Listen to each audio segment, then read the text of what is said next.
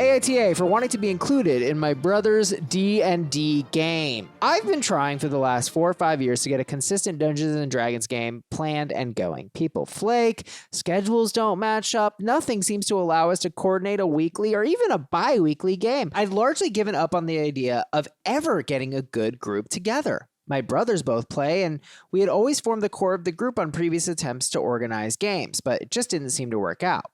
Last week, the brother, whom I live with, invited a group of 5 friends plus my younger brother to come over to our house and create characters for a new D&D campaign. I was not invited to this and assumed maybe they would invite me after making their characters, as I have several that I've already made. Then, this week, everyone, including my 2 brothers, met up again and started playing the new game. No heads up that anyone was coming over after I got off work that day either. Yet again, they did not invite me to take part and even reference to their friends that I was the one who had originally played the first campaign with them. And I'd been trying for years to get another night going. On top of this, they stayed up until 3 a.m. playing loudly, which kept me up most of the night. Around 2:30 a.m., I got out of bed and told them I needed to sleep because I get up at 5:30 a.m. every day for work. I'm not sure what I did to be forgotten like this, but I'd love some input and outside opinions. AITA here. I mean, this sounds very, very important to this person. Right. And my question to you is, can they trust this person to have their back in the game after such a betrayal? Such a betrayal.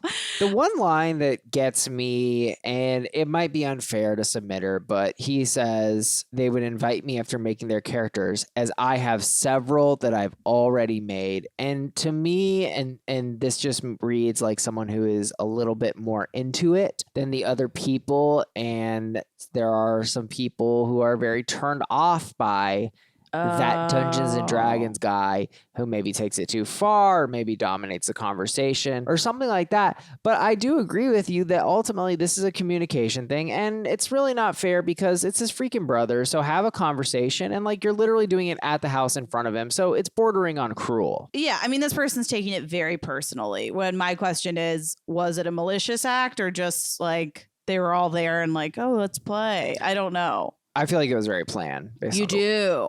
Yeah, it was planned. They had to plan it because they have 5 friends over. That's a plan. That's true. It's semi-planned. Frank Cabello writes, I've been around D&D players who won't shut the hell up about, quote, epic events and stories while in the middle of a new campaign, and they tend to be seasoned vets. To me, that supports what we're talking about here. I think Submitter is probably really into D&D. Sarah Hoek writes, I guess this isn't really a comment on whether or not you're an asshole, but have you tried asking them about it? Like, come on, people, communication, they're your brothers, just try. Right. James Breen writes, use the term forgotten. Did they explicitly exclude you, or did they possibly fail to invite, assuming you would insert yourself into the game? Aside from that one detail, I call foul on your brothers. Don't exclude your family. That's low. I agree with that. I think Submitter has a right to be hurt. I don't think it's plausible that he was forgotten because he lives in the freaking household. How are you going to forget that? I feel like his brothers are excluding him. Probably is something that's somewhat fair. Like maybe, you know, he's always like, I want to be a dungeon. And everyone's like, it's your turn to be a dragon. I don't know how the game works. I don't know. But you get my point. Yeah. Submitter seems like maybe he's a little bit too into the D&D thing. And so he needs to ask his brothers,